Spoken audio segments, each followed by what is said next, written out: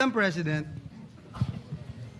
with the permission of the body, last May 11, 2026, the Yes, sir.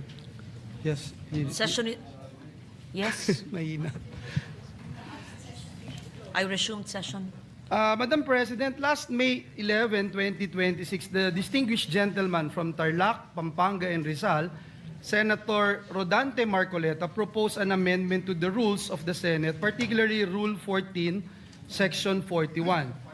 Pursuant to Section 136 of our Rules of the Senate, a motion to amend the rules must be presented at least one day before its consideration.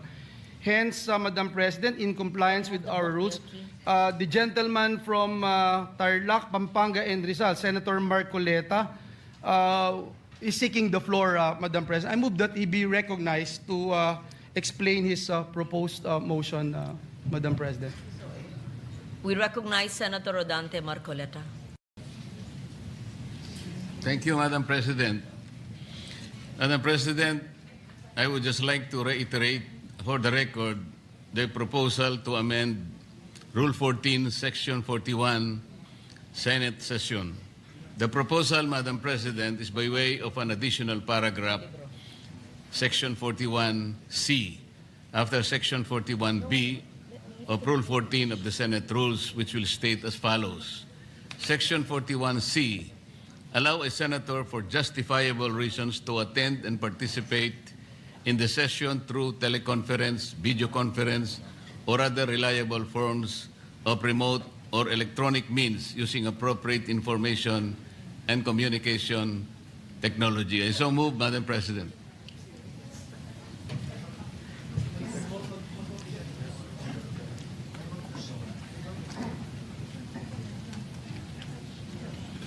We take note of the motion of Senator Rodante Marcoleta. I recognize Senator Ping Lacson. Yes, thank you, Madam President.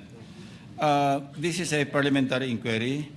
What is the status of the motion introduced by the Honorable Marcoleta last May 11? Has it been referred to the Committee on Rules? I am told that it's been referred to the Committee on Rules. Majority Leader? Okay. Yes, it has been referred to the Committee on Rules, and that's why in this particular deliberation, the Committee on Rules is giving it back to the floor for plenary action, Madam President. Thank you, Mr. President. Has the Committee on Rules been constituted? I believe that Senator Joel Villanueva is the acting Majority Leader. Yes. And would be the best position Okay. to answer Thank the you, question. Madam President. In the meantime, I recognize Senate President Cayetano. Madam Chair, with the permission of Senator Villanueva, so the Committee on Rules is not reporting out the No, my question, proposal. Mr. President, I'm sorry, Yes. Madam President, with your permission. My question is, has the Committee on Rules been constituted? Yes. So, Madam President, the answer there is the same answer to the question of Senator Pangilinan and former Senate President Soto, that in accordance with Section 19, this is the same. They continue to function. Having said that, I was explaining that the motion of Senator Villanueva was not for the Committee on Rules to report out what was referred to them, but to return to the plenary.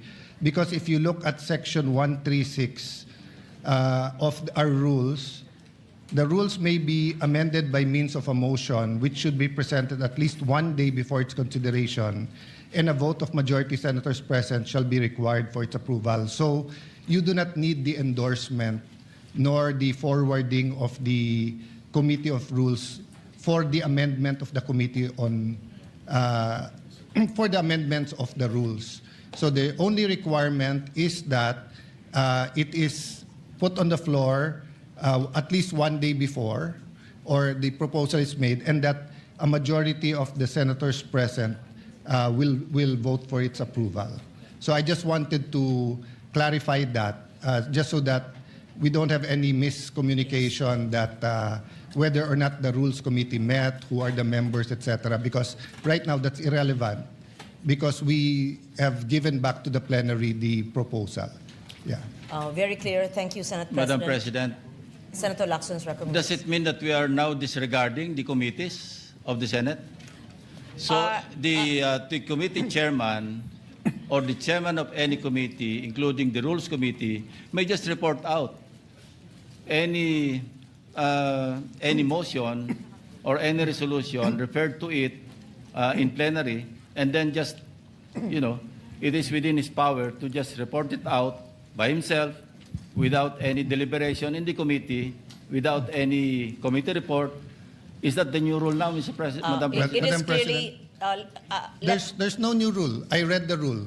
Yes. Senator Lacson is referring to resolutions or And motions. communications or anything referred to the Committee on Rules. We're talking about a motion to amend the rules.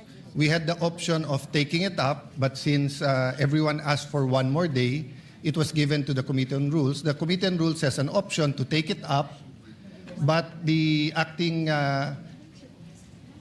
majority leader or acting chairman of the committee gave it back to plenary, and the plenary is more, how do I put it? Supreme. Supreme, thank you, Senator Lacson, over the committee. So we didn't disregard the committee. It is our choice from the start whether we want to give it to the committee or not. So when we give it, so for example, I have a motion now to to extend the session to June 12 instead of June 5. That could be given to the Committee on Rules, or upon coordination with the House, the plenary can decide it directly, or we can give it to the Committee on Rules, and after he talks to the House of Representatives, he can even report it out, or he can easily, legally, morally, just say that I am tossing it back to the plenary, which is what's happening today. Thank So you, it's not a Madam new rule. President. That is assuming that there was no referral. But in this case, and I'd like to invite the attention of the body to journal number 62, dated May 11, 2026. And if I may read the particular portion of this journal, proposed at 6:25 p.m., the session was resumed.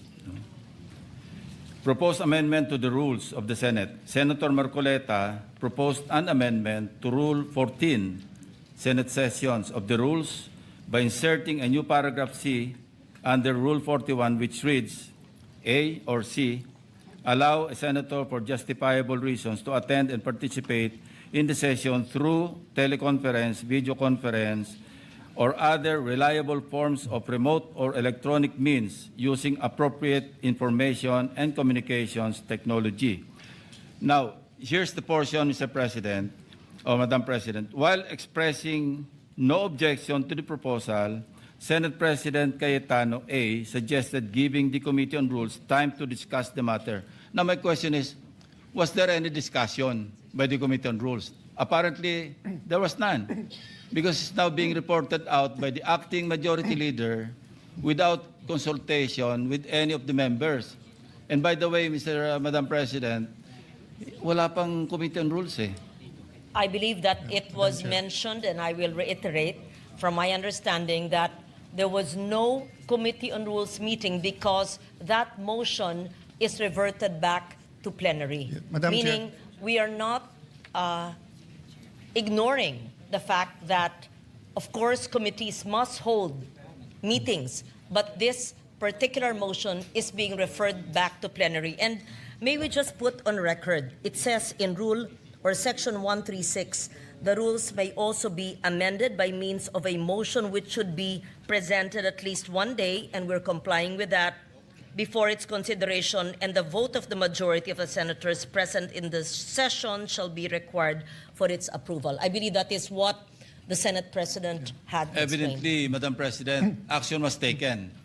And the action was to refer it to the Committee on Rules, since the position of Majority Floor Leader was vacated. So how can the committee properly function in the absence of a committee?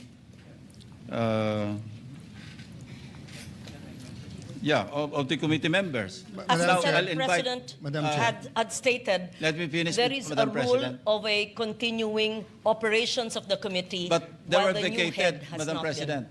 Walang members ang Committee on Rules. So we cannot invoke continuity because we vacated all committees, all positions, including the members. And may I invite you to Section 24 of our rules, Madam President.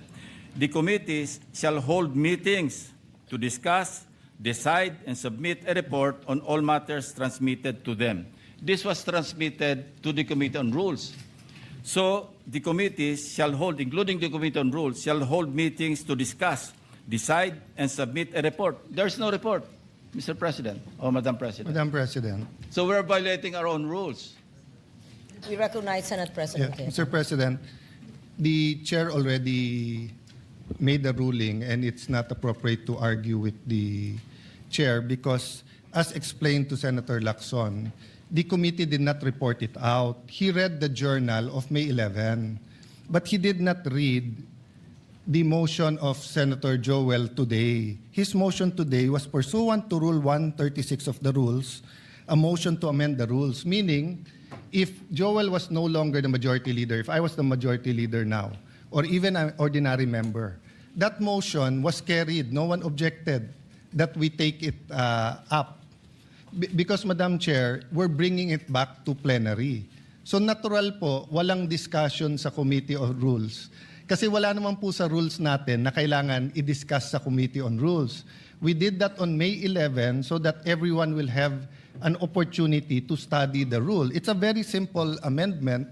So we should go to the discussion of the amendment if anyone is objecting to the amendment. But definitely, the right to propose an amendment is a right guaranteed by our rules. Senator Marcoleta has an amendment. We should go to discussing the merits or demerits of having that rule.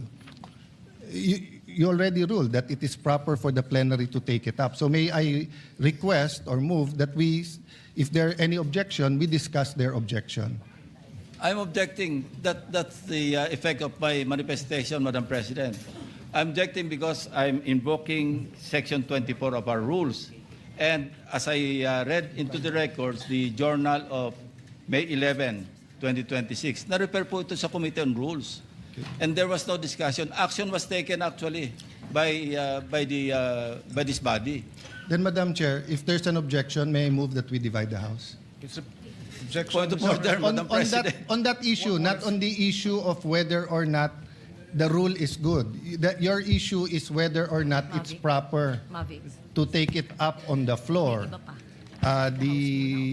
The position of the majority is that there's no rule being violated. So we will vote. The presiding officer has already ruled, but the gentleman continues to object. So we have to vote on it. Mr. President, We're not objection. voting on the amendment yet. Objection. We're voting on whether Yes. the amendment is proper or not. Yes, interjection, Madam President. Yes, Minority Leader, Senator Soto. We will have to support that resolution or thinking of Senator Lacson, which is we did not constitute the Committee on Rules. So what are we discussing right now? I suggest that we constitute the Committee on Rules and discuss it there. How do I know this? Ako minority leader hindi ako member ng rules. Ex officio Tumawag ba? Hindi. Ano to? Binabraso? Point of order, Madam Chairman. Where in the rules does it say that an amendment has to pass the Committee on Rules? Section 24, Madam President. Anong sabi po sa Section 24? The Section- committee shall hold meetings to discuss, decide, and submit a report on all matters transmitted to them. Madam And this- Chairman, that's thank not you. the rule. The rule Yes. is 136. 136. Can you So- please, for the third time, may we request the Senate President to read into the The record rules Rule may be amended 136. by means of a motion which would be presented at least one day before its consideration, and the vote of the majority of the senators present in the session hall shall be required for its approval. So I respect their objection. But how do we determine objections in this Senate? We vote. So if there is an objection, they have already explained their position. We have explained our position. I move that we divide the House, Madam Chair. May I, Mr. President? We are several members of the minority here, and only Senator Lacson has spoken.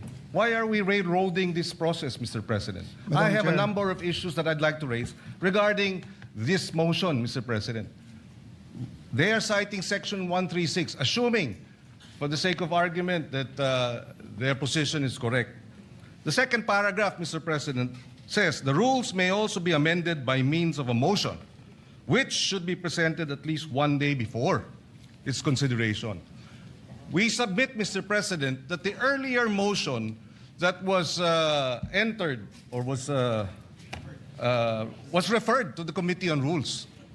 This is a new motion, Mr. President. correct. And therefore, we have to take consideration of the one-day requirement before we can act on it, Mr. President. And that should be, if not tomorrow, because we don't have any session tomorrow, that should be on Monday, Mr. President.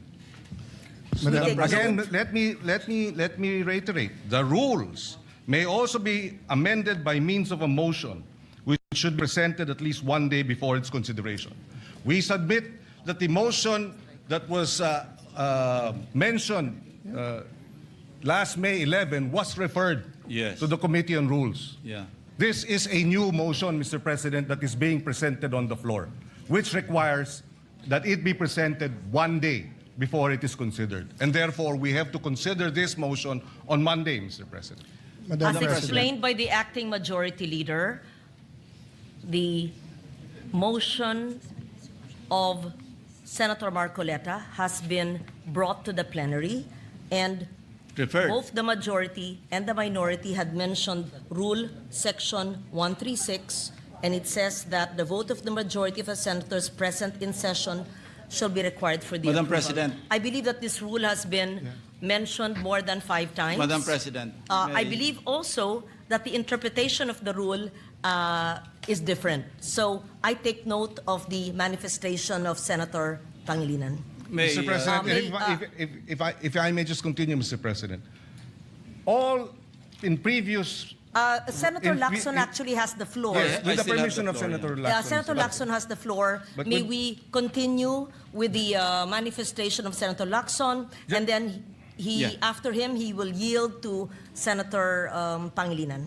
Madam President, the invocation of the Senate President of Rule 136 is premised on the assumption that there was no action taken.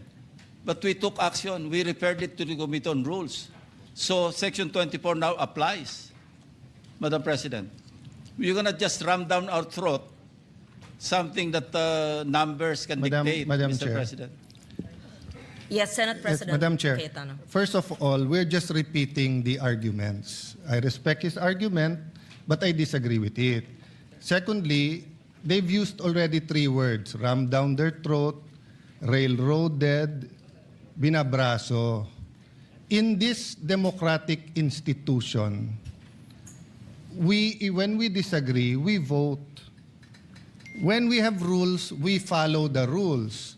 The particular rule in amending the rules is 136. We're following that. So why are we using unparliamentary language to express or try to provoke the kind of argument we don't want between the majority and minority? You have your opinion, we respect that, we have our opinion. So how do we resolve that? By voting. Now, if you think we violated the rule, then go to court. But we do not think that we violated the rule. It is very clear. So my point of order, Madam Chair, they're out of order by insisting that there's another rule except for 136. So I move that we vote on it, Madam Chair. We divide the House. Objection.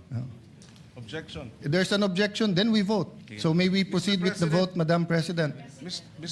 Mr. President, I was earlier, it was the manifestation of the presiding officer, the Madam Chairperson, that after Senator Lacson, I be allowed to speak, Mr. President. Are we now curtailing my right to speak, Mr. President? Madam Chair, We are can I not able answer to that? ask questions as to why we are amending the rules. We are not able to ask questions as to who they wish, Madam Chair, may I answer? who will benefit from the amendment to the rules? For the Is this kind rule, Mr. information President? of Is the- this rule, Mr. President, for I was Senator about to Bato, who is not recognize here? Senator We would Pangilinan. like to raise these valid questions, Mr. President, before we go into a vote, Mr. Madam Chair. President. Yes, These, just- we should not be... How can ar- the presiding officer recognize Senator Pangilinan? Please know that I would never curtail your right to speak. Just as in 2004, I believe you were seated, and I was a vice presidential candidate of FPJ then, and my microphone was closed, and my right to speak was closed, was not given. I remember that time now, and the word noted was said to me. That will not happen now. I will not do that to you. And I'm not curtailing your right to speak, Senator Pangilinan, except that you were speaking at the same time. And I was about to recognize you because Senator Lacson had the floor. Thank you, Madam President, for So that I just wanted to be clear on record because I If, recognize you're being emotional, but it will go on Senate record that the presiding officer was curtailing your right to speak.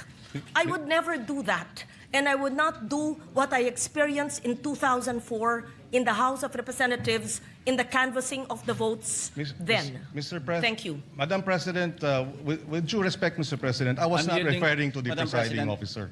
I'm yielding the floor to Senator Pangilinan. Yes, thank you. you, Senator Lacson. We recognize Senator Francis Pangilinan. Yes, Mr. President, and allow me to clarify, Madam President. I was not referring to the presiding officer in terms of the curtailing of my right to speak and to raise questions, Mr. President, because it was the Senate President who was moving to divide the House, Mr. President, without sufficient debates. Mr. President, this is the first time I'm going to experience this in a long time wherein debates are now being curtailed because there's a Since you're motion not to being divide the curtailed, House. we would like to hear your objection to the motion. Thank you. Mr. President, there are a lot of questions that have to be raised as to why this amendment to the rules is being undertaken at this time.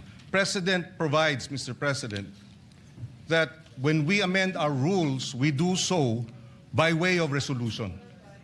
We do not have that resolution now. In fact, Mr. President, a total 48 amendments of our rules all went through resolutions. This is the first time after 48 amendments, Mr. President, that we do not have a resolution so that we can Point vote of order, Madam Chair. and amend the rules properly, Mr. President. Point of order.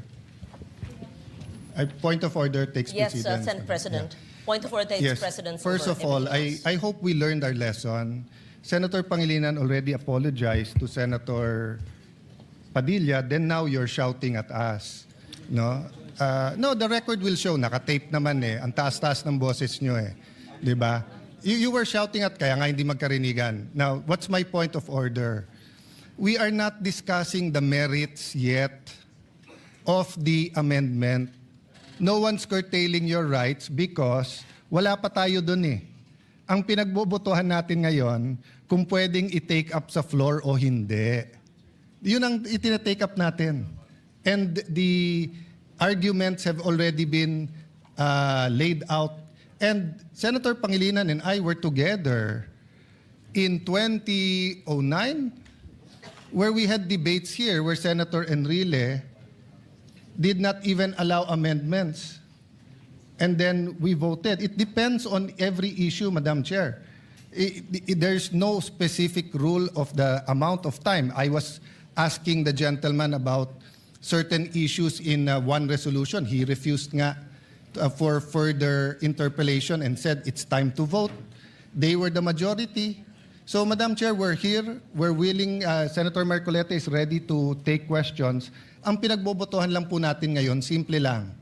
Whether or not we can take, whether or not the proposal to amend the rules is in order. Yung pa lang ho. Yung specific amendment, sino magbe-benefit, paano magbe-benefit, etc. We support the right of Senator Pangilinan to ask questions, pero wala pa tayo dun eh.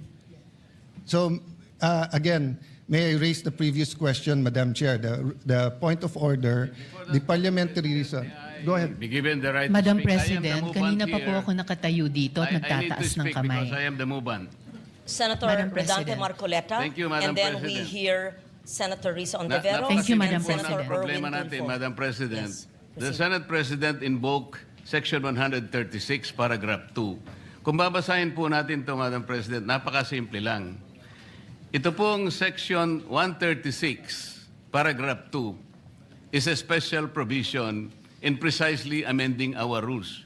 In Section 24 po, this is a general rule. Kung mapapansin po ninyo, it presupposes that it will take up all the bills referred to that committee. General po yung function niya. 136, second paragraph, is a special provision.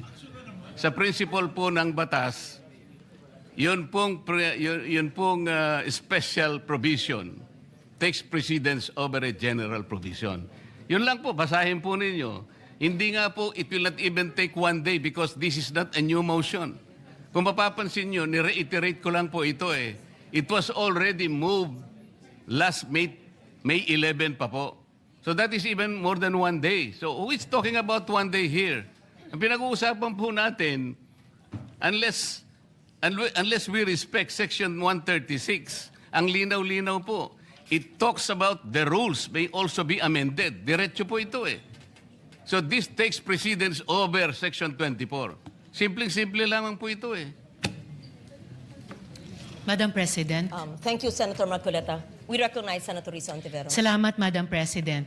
Meron din po akong substantive na interpellation sa motion ngayong araw na nire-raise o itatalakayin ni Senator Marcoleta, yung text na pinamudmod ni Senate President sa atin ngayong hapon. Pero una, gusto ko pong segundahan yung sinabi ni Senator Pangilinan. Bagong motion ito, Madam President. Bakit po?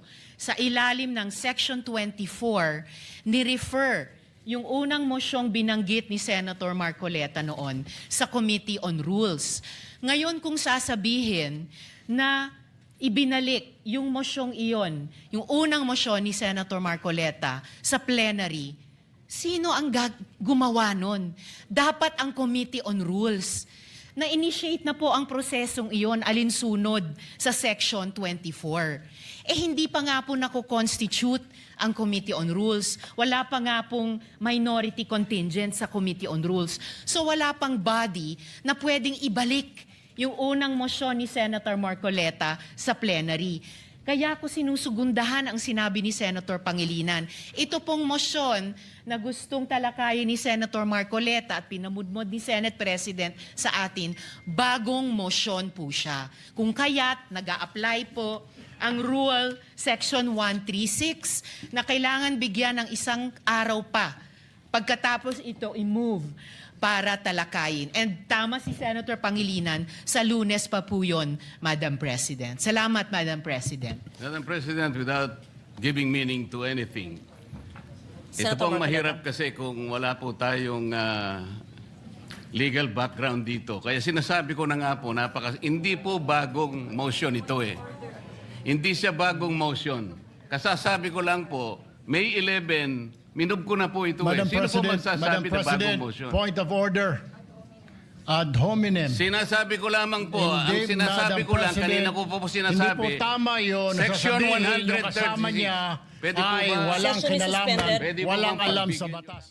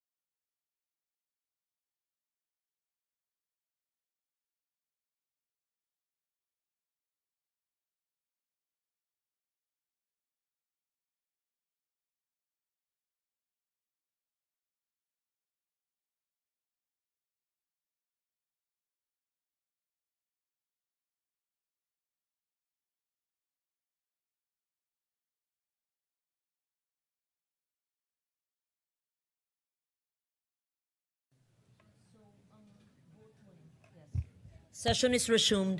Madam Chair. Yes, Senator Cayetano. I'm listening to the two senators, and as I mentioned kanina na wag na tayong gumamit ng brasuhan, etc. And I see the point of Senator Risa, but I'm also listening to Senator Marcoleta. It's kumbaga sa libro, iba yung love language, but I don't think they're meant to be any offense. Having said that, we're only discussing whether we will take up the amendment or not. And we have exhausted already all the arguments. This is a simple motion, so I move that we divide the House. May I reiterate my motion. Then we can go into the merits and they can try to convince us whether or not we agree. So the motion is to take up the amendment to our rules, as proposed by Senator Marcoleta. The objection is that it is not in order because we did not follow our own rules. Madam Chair, Madam President, Before that, Madam President, yes, we recognize Senator Erwin Tulfo.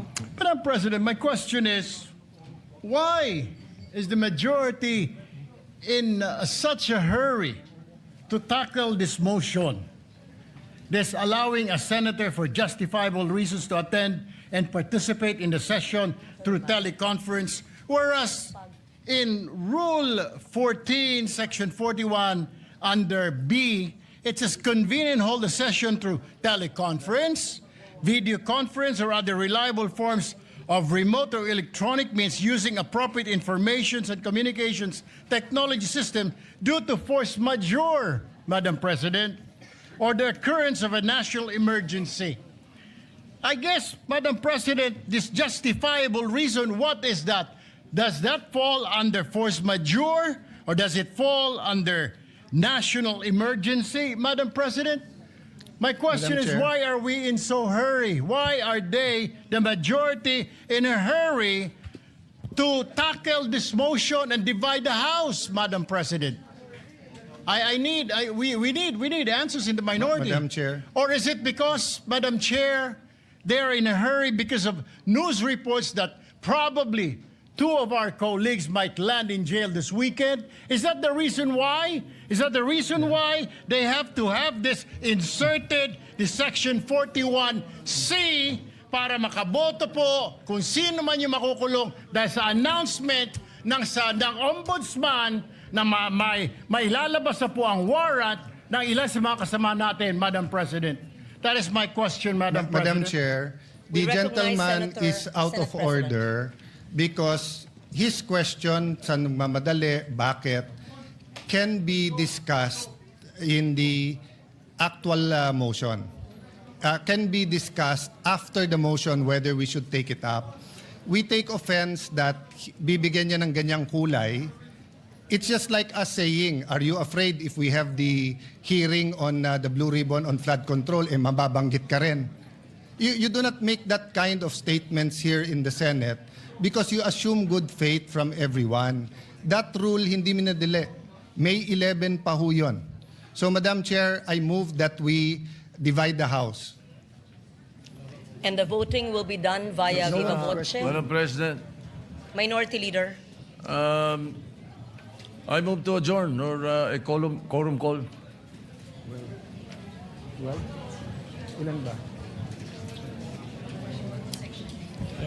That is a higher precedence, Madam President. So I only see the Minority Leader representing the minority. The others had left.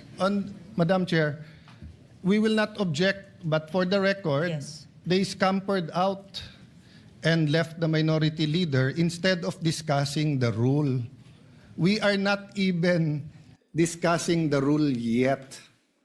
And then, ganun na yung allegation nila. And no one from the minority stood up to say that out of order si Senator Erwin Tulfo.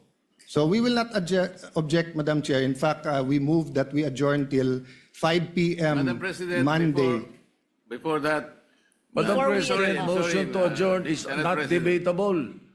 Akala ko ba magaling sa rules? We're not Parliamentary debating. inquiry. It's not We're not debatable. debating Parliamentary minority inquiry, report. Madam Madam President. We're I'm not debating, Madam and we Chair. will indeed adjourn. Parliamentary inquiry. Yes, Senator Marcoleta. Nung pong nagsimula tayo, Madam, meron po ba tayong quorum?